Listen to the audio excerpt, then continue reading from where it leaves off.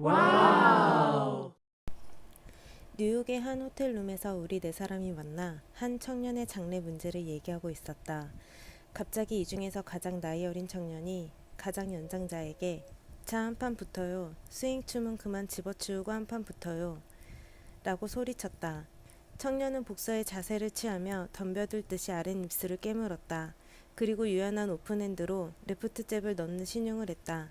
연장자는 천천히 검은 안경을 벗고 스페인 맥고 모자를 치우고 스포츠 자켓을 여미는가 했더니 순간 청년에게 돌진해 갔다. 둘은 침대 위로 껑충 올라갔다. 연장자는 청년을 가볍게 한 대 치면서 뒤쪽으로 몰아붙였다. 청년은 발로 차고 손바닥으로 방어하려고 애를 쓰고 있었다. 아버지 그만 장난 좀 치고 싶었어요. 청년은 빠른 스페인어로 소리쳤다. 무모한 짓은 그만둬. 아버지 그레고리오는 아버지다운 근엄함을 가장하며 말했다. 넌 아직 애송이야. 이 세상에서 나 혼자만은 널 잘 알고 있어. 내가 원한다면 언제든지 너를 때려 눕힐 수 있다. 얼마 전에 세계 슈퍼 웰터급 왕관을 따낸 그의 아들 윌프레도 베니테스의 두 눈은 거울에 비치는 자신의 일그러진 고통의 모습을 응시하고 있었다. 사실 아버지만이 왕관을 쟁취한 이 청년에게 그런 식으로 말할 수 있을 것이다. 그러나 지금 22살의 민감한 청년에게 이 말은 심리적인 모욕일 것임에는 틀림없었다. 윌프레도는 마치 참기 어렵고 귀에 거슬리는 질문에 그저 예 라고 대답하는 것처럼 고개를 한번 쳐들었다가 떨구었다. 그러나 다음 순간 방 안의 분위기를 깨닫고 우리의 유머러스한 기질에 호소라도 하는 듯 얼굴에 한 방만한 웃음을 띄우기 시작했다. 그러나 아직도 너는 애숭이야. 너는 애숭이야 라는 메아리가 챔피언의 두뇌에 울려 퍼지는 것 같았다. 사실이 그렇다. 자신의 고집대로 맨 처음 정상에 오른 이후 이 푸에르토리코의 젊은이는 심한 일을 절대로 하기 싫어했다. 그때가 1976년 3월 6일. 오만한 자세로 복싱의 기량을 마음껏 펴던 당시 그의 나이는 17살, 턱수염을 한 번도 밀어본 적이 없는 소년이 노련했던 전설적인 인물 웰터급 왕자 안토니오 세르반테스를 눕혔다. 그것은 처음으로 푸에르토리코인에 얻어진 복싱 왕관이었다.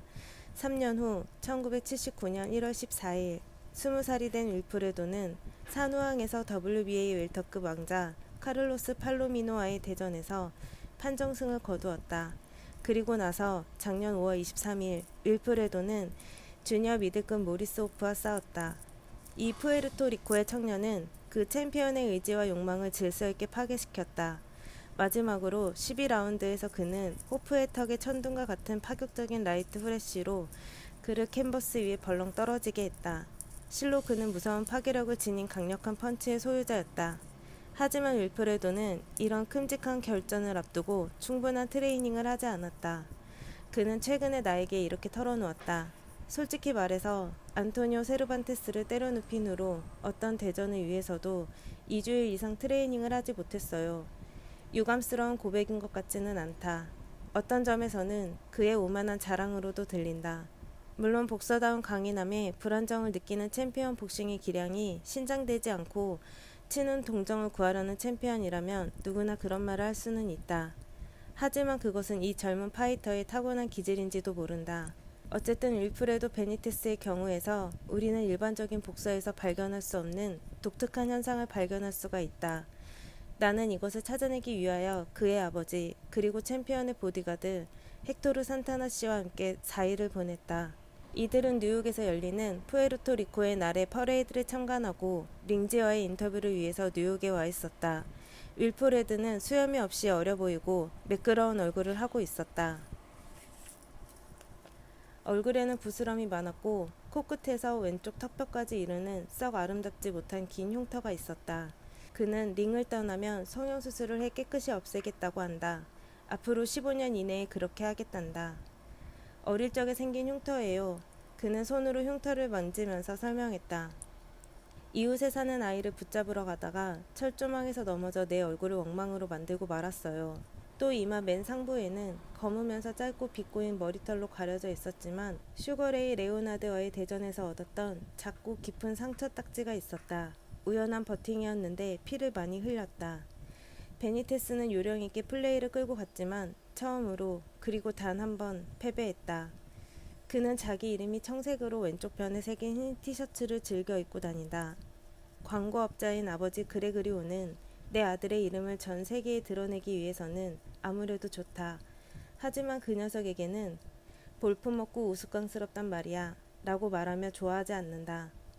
윌프레도는 떠벌이가 못된다. 그렇다고 질문의 대답을 너무 짧게 하지는 않는다. 다만 어떤 대화에서 자신이 이니셔티브를 갖는 것을 좋아하지 않는다. 그의 말은 간단하고 속삭이는 듯한 말이다. 어떤 때는 여자와 대화하는 것 같은 기분이 들기도 한다. 사실상 그의 아버지는 윌프레드를 7살 때부터 복싱을 시켰다. 그래서인지 사람들은 그를 생각하기를 성격이 거칠 것이라는 짐작을 한다. 어떤 점에서 그의 의사전달은 입에서 튀어나온 표현이 아니라 보디랭귀지로 번역되어 표현된다고 할 수 있다. 매스컴에서 그의 인터뷰는 대부분 조리가 없는 것으로 알려졌다. 그런데도 항상 실속은 있다. 그러나 그의 아버지는 전혀 딴판이다. 우선 그에게는 날카로움이 있고 통속적인 지성을 갖추고 있다. 그래서 그의 대답은 항상 상세하다. 윌프레드와의 대화에는 소박함이 있다. 대화 중이라도 그는 옆에 있는 사람을 헤드록으로 감아 눌러 사람들을 웃게 하고 개짖는 흉내를 내기도 한다. 또 곤히 잠들어 있는 보디가드 산타나에게 찬물을 끼얹기도 한다. 야, 잠잘 때 날 기습하여 베개로 누르기냐? 질식해서 죽을 지경이다. 라고 산타나는 고래고래 소리친다. 그는 복싱 링 안에서 행동하는 방법만으로 사는 것이 아니다. 링 안에서 그는 챔피언들 중에서 가장 훌륭한 표본이라 할 수 있다. 그는 레이더라는 복싱 스타일을 가지고 있다. 그는 상대방 펀치의 방향을 이미 예견하고 있다. 그는 그의 느낌을 완벽하게 컨트롤한다. 또한 타이밍을 맞추는 경이로운 센스가 있다. 언제 펀치를 으르는 것인지, 언제 공격해 올지를 알고 있다.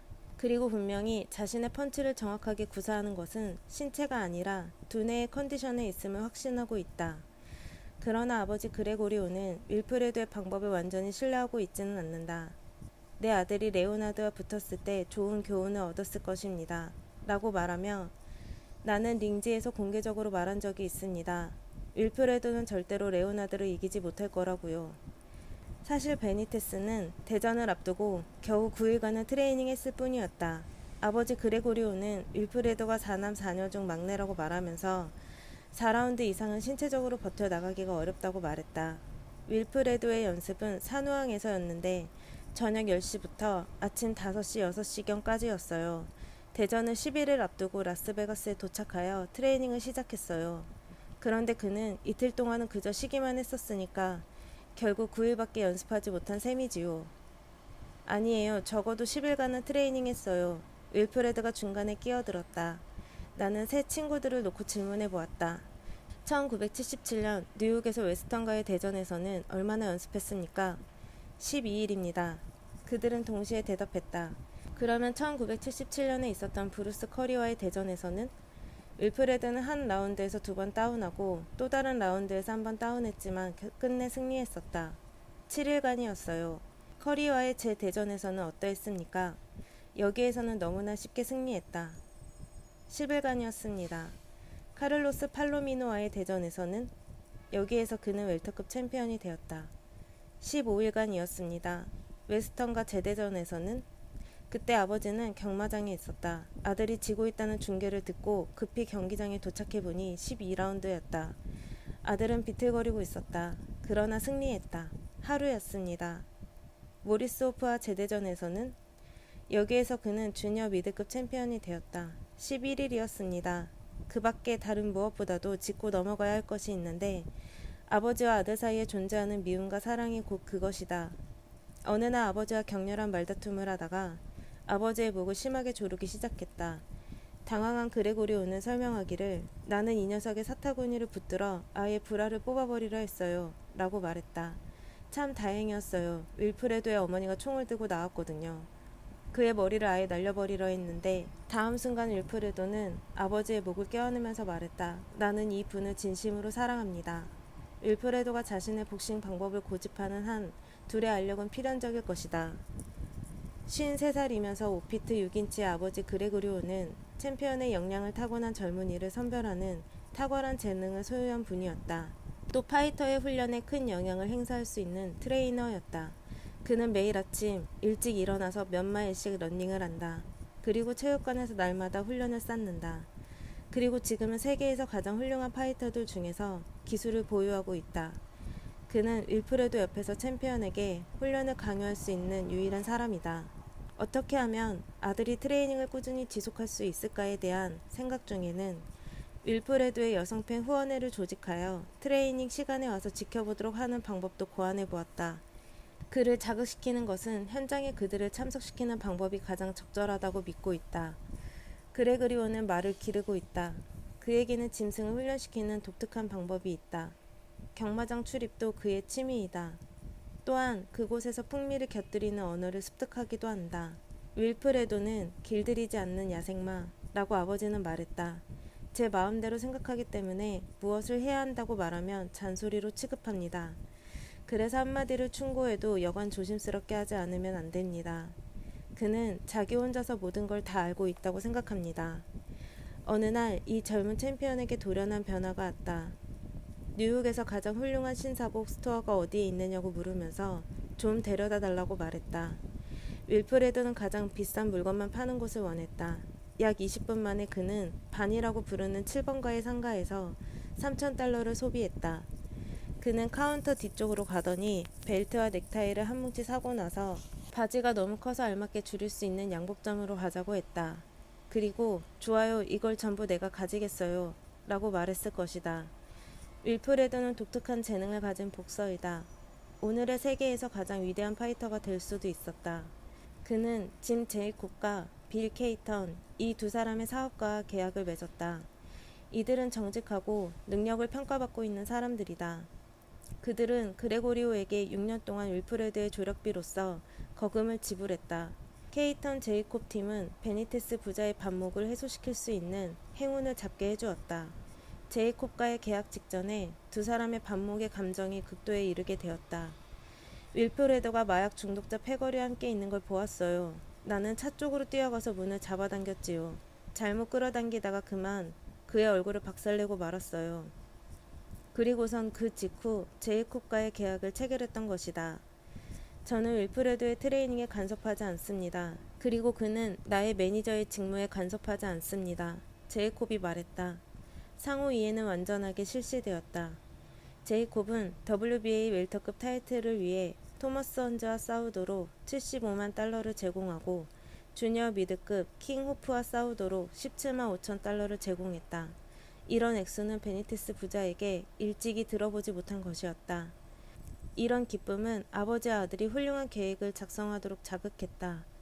그들은 주저하지 않고 헌즈도 호프도 선택해야만 했다. 제이콥은 매니저로서의 기본적인 계획을 치밀히 짰다. 돈에 대한 위험을 최소화하기 위하여 그의 파이터들을 구성하면서 제이콥은 호프와 옵션 계약을 했다. 윌프레도로 하여금 승리하고 또 한 번의 챔피언에 도전할 기회를 얻게 하자는 착상이었다. 그리하여 즉각적으로 100만 달러급의 흥행으로 바꿀 수 있다는 것이었다. 그 밖에 어떤 훌륭한 챔피언일지라도 호프는 헌즈와 같은 동일한 리그에 있지 않았다. 역사는 우리에게 제이콥의 생각은 절대적으로 정확했다고 말한다. 그러나 윌프레드의 수수께끼는 여전히 남아있다. 이 젊은 친구는 아직도 적당한 트레이닝을 하지 않는다. 그레고리오는 링 밖에서 아들의 이런 처신으로 정신이 돌 지경이다. 레오나드 대전을 준비하는 트레이닝에서 코를 뿌려 고통당했다고 그레고리오는 피력하면서 어떤 시합을 앞두고 트레이닝을 시작할 때마다 손이 아프다느니 근육이 쑤신다고 불평했다고 말해주었다. 아버지 그레고리오는 그 이유를 설명해준다. 체육관의 트레이닝이 모자라서 그런 것입니다. 손은 파이팅에 익숙치 못하고 얼굴은 난타당해 보지 못해서 그렇습니다. 스파링을 하지 않고 어떻게 얼굴이 강인해질 수 있습니까? 훈련되지 않는 안면, 보디는 부드러워지고 많이 맞아보지 않는 안면과 보디는 허약해진다는 것이 그레고리오의 복싱 철학이다. 내 자신을 돌보아야 할 것을 깨달았다. 체격 훈련과 규칙적인 습관에 유의해야 하겠어요. 라고 윌프레도는 내게 말했다. 그때 보디가드 산타나가 너는 항상 약속은 잘하고 지키지 않아 라고 소리치면서 의자에서 벌떡 일어났다. 윌프레도는 자신에게 무엇이 유익한가 나쁜가를 알고 있어요. 이제 자신의 장래를 스스로 택할 시기가 온 것이오. 라고 아버지가 조용히 입을 열었다. 윌프레도 베니테스, 잠시 동안은 제멋대로 곱비 없는 말처럼 방종한 세 종목의 챔피언에게 자신의 일을 스스로 집행하게 될 것을 우리는 기대하지 않으면 안 된다. 그는 다시 디스코 시크에 가고 몇 주간의 트레이닝을 놓치게 될 것이다.